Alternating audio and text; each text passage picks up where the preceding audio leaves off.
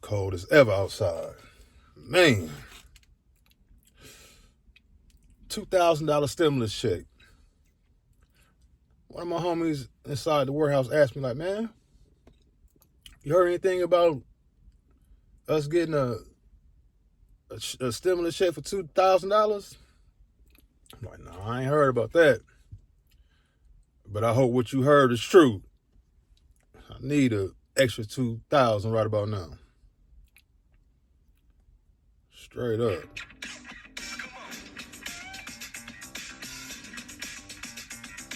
Has the Los Angeles Police Department just confirmed that Celeste Rivas Hernandez wasn't killed? Their latest statement has all of us guessing at what potential criminal liability anyone may face here after her body was found in a car registered to singer David. We are bringing back on drug overdose. Like I said in the previous video, them kids was doing drugs. They was getting high.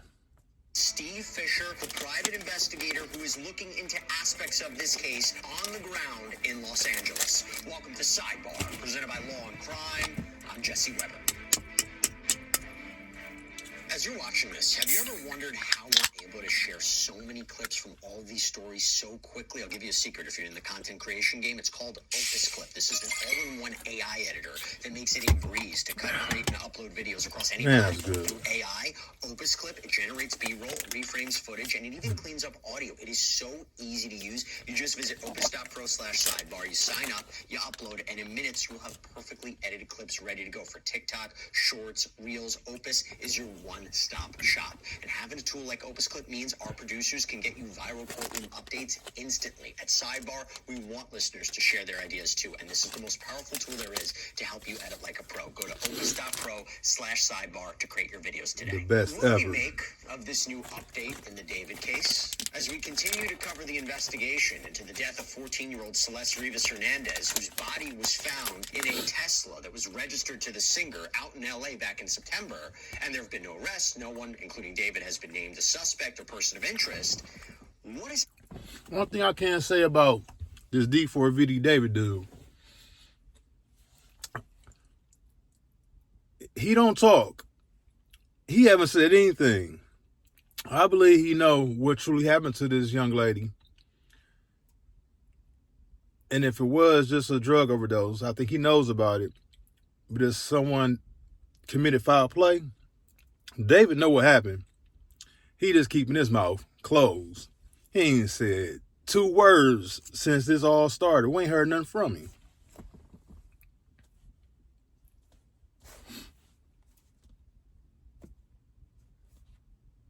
The hell?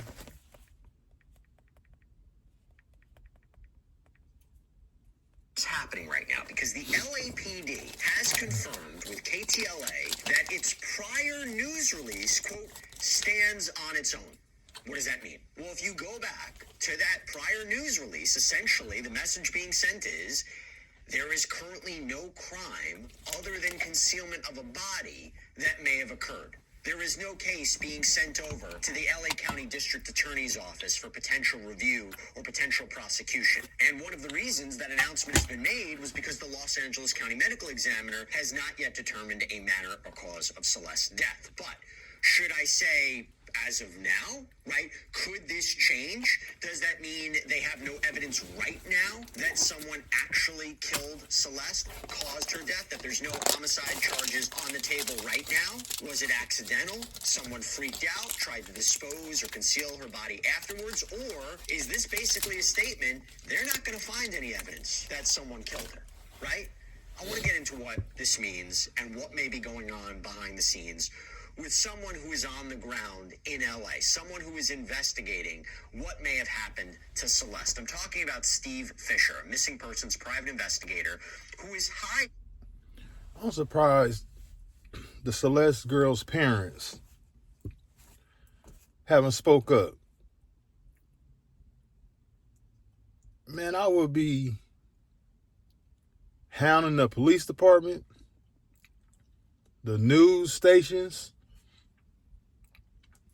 anyone that I think that I could get to listen to me who has some type of authority. I would find out what happened to my daughter. It just seems like, I'm not saying they don't care, but you would see my face a whole lot more than what we done seen her parents' faces.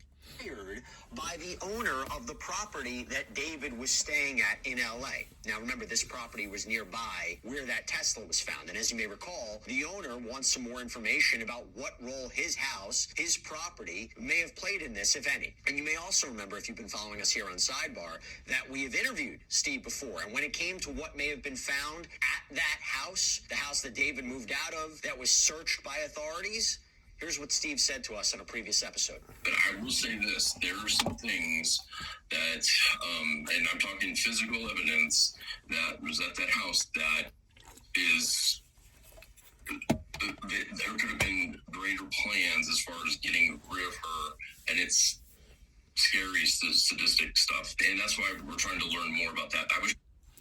Now, when they say stuff like that, this is what, a detective? If y'all found this type of material at David's house and it was so sadistic, if you're not charging the young man, why even bring that shit up? Obviously, it wasn't enough to book him and put him in handcuffs. So what you talking about it for? Bottom line,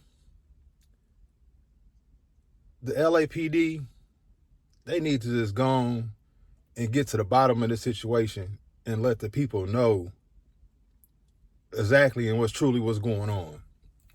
Because one minute they basically saying, oh, we ain't got nothing against David to pin him to her death. But then they saying, oh, well, we found some crazy things inside of his house. LAPD, man, get y'all shit together. Either you got something on him or you don't. And the person who did really unalive this young lady, walking free, scot-free claim. Don't make any sense, y'all. I hope the parents get justice. And rest in peace to the young lady. My condolences go out to her family. Jamie the One, hit that like button. Hit that subscribe button.